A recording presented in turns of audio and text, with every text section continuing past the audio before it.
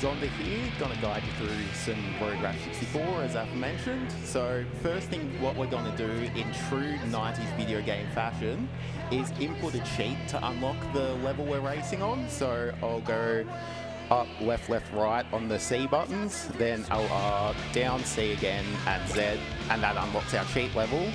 So we click on this game mode to access it. It's very backdoorsy kind of stuff, and we set the difficulty for the run category as it's accepted.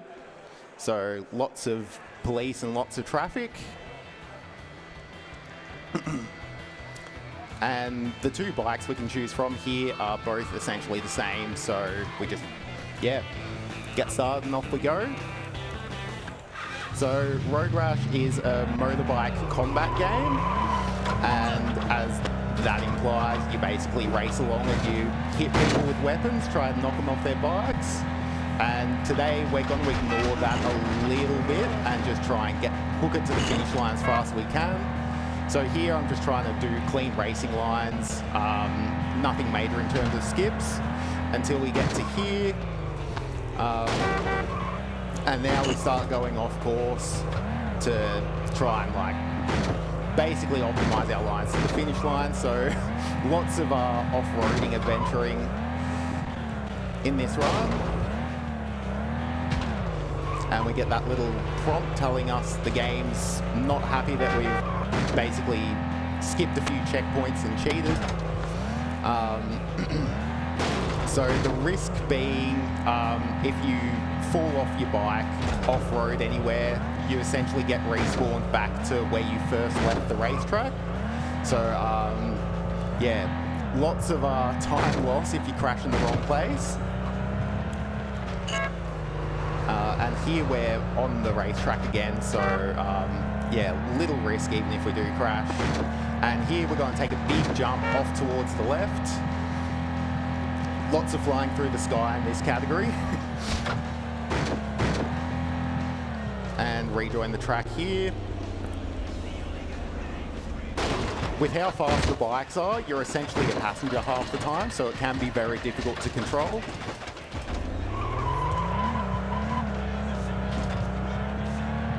We're just about to get through the first race of the category here. A nice crash to finish it off. And basically we're just trying to wait for the other races to finish and mash A to get through the menu as fast as possible. And so this one's probably where one of the more noteworthy skips begin. So instead of following the road here, we're going to jump off this hillside here and go behind these buildings. And that sort of keeps us free of risk from getting knocked off by other racers and getting knocked off by traffic.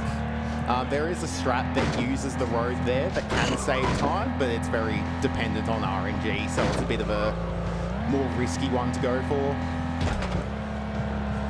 So we're going to aim for the gap between these two buildings here and then line the stop sign up with the gap in the clouds. So we use the skybox to navigate when we're off-road here. And eventually these buildings in the distance are going to render, and we're going to align with another gap. And if I've done it correctly, we should be back on the course.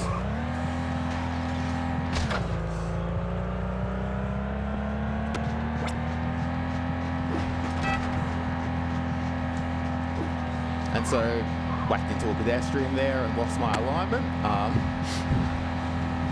So that's a bit one of the more novelty aspects of the game is hitting other racers. So there I just hit a police officer, got distracted, and then run straight into a car. So my mistake there.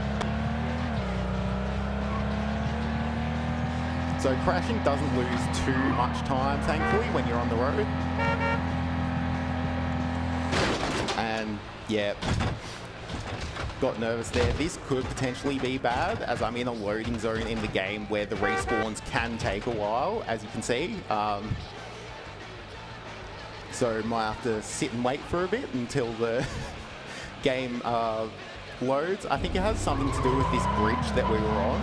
Has a lot of polygons, and the Nintendo 64, not the most advanced hardware of all time. So finish that race with another crash there. A little bit of time loss, but the run's still very much alive. And this next one is probably the riskiest skip in the entire run, because we're basically off-road for the entire race, and if you crash at any point, you respawn back to the start, and it's the longest race in the category. So I'm aligning with this gap in the clouds again, and we're using the top of this hill as a marker for a seam in the ground that we want to drive along. And basically what this does is gets us basically in the direction of the finish line, so we're making a beeline instead of doing a 30-kilometer loop around the island. And just, yeah, using those clouds to gather my bearings. So that's one of the more risky jumps in the run, so we cleared that, which is good. Gonna take it easy around those trees and not do anything too fancy.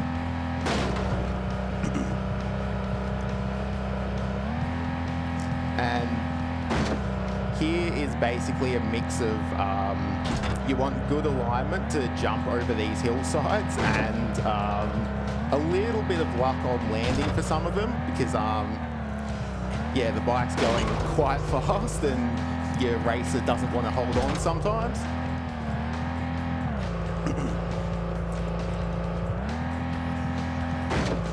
And so here, because I still haven't memorized the terrain completely, I'm basically just waiting until I get to the next rendered area where you actually race in other races to gather my bearings. So here we had pretty good alignment. We wanted to be just to the right of that building that we saw on the left there.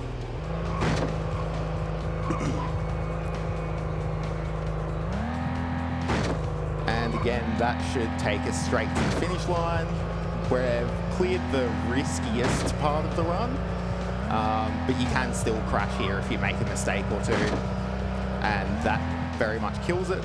So there I got my alignment slightly wrong, but because we're to the left, that gets us onto the racetrack. So now if we crash, yeah, no worries, the finish line's right there. And again, gonna continue mashing the A button to try and get through the menu as quickly as possible. So for Crash Master, this one again utilizes a similar strategy, but a bit more of a few more turns to navigate. And then afterwards, we should start seeing some levels with a little bit more combat between the races.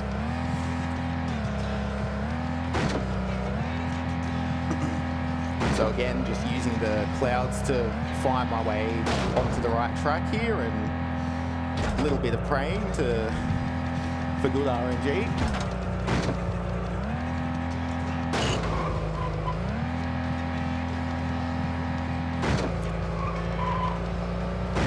And while I do this race, we've got about a minute or so for some donations, if there's anyone to read out.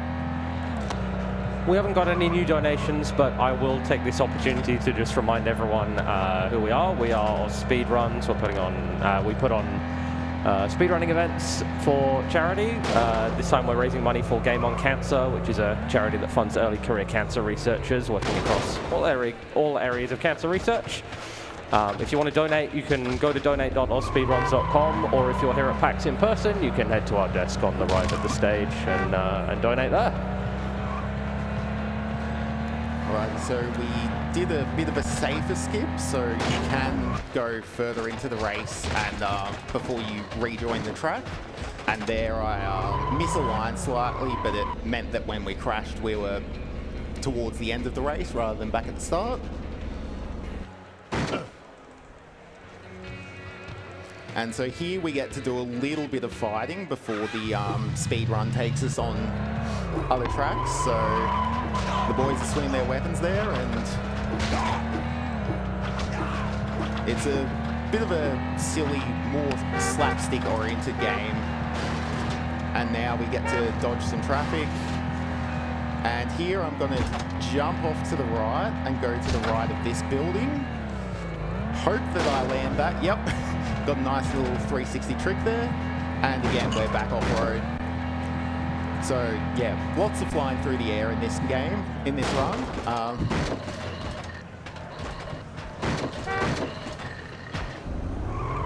Lots of praying. You can jump over that hillside I just respawned at, but it's very risky. And I just respawned there, so I didn't have the speed for it. And another thing about this game is you can do a wheelie and jump over some vehicles if you're about to crash, so that can help and it can also hinder you. So here, doing another off-road shortcut, I'm going to take it nice and slow because I've missed my alignment. And here we're on a road, but we're off the actual course. And what we're hoping to do here is jump over a hillside here and fly across the finish line a little bit earlier than perhaps you do in the casual route. So here I'm holding L just to make sure that, yep, that delays my respawn if I crash and lets me cross the finish line there.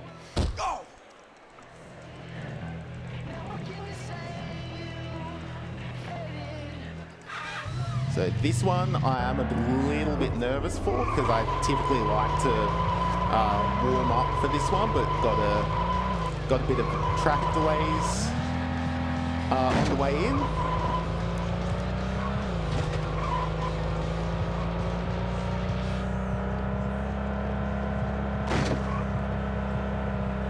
And so for the first part of it, again, low risk, just driving across some grass.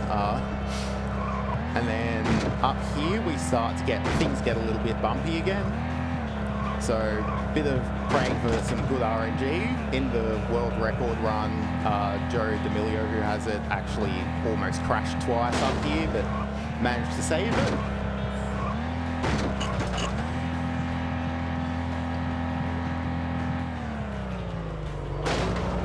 And so here we're pointing towards the bridge, and then we're going to cross a river, and after the river we'll have another 30 seconds of time to read if any donos come through. Assuming my head doesn't duck under the water, because that will respawn me. And same if I crash before we rejoin the course.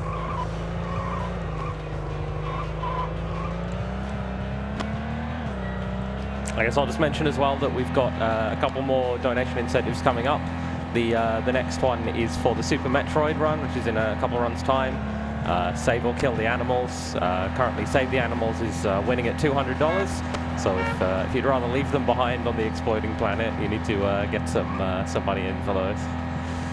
And then there's a couple incentives for .hack infection later in the day as well. You can choose the name for the player character and the voice language between English and Japanese.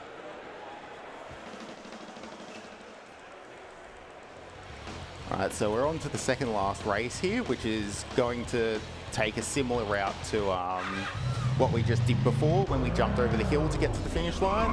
So instead of following the 20-kilometer route, we're basically going to go backwards and follow the road until the finish line.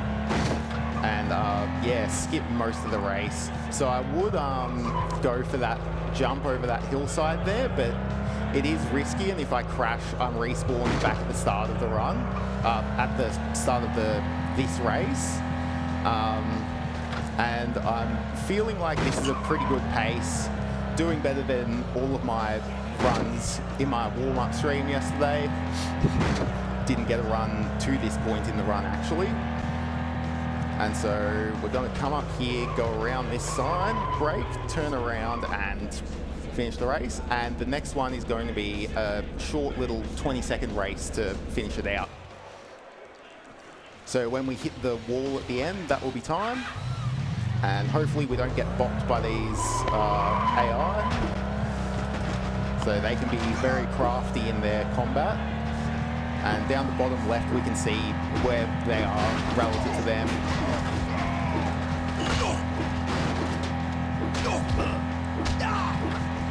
And time.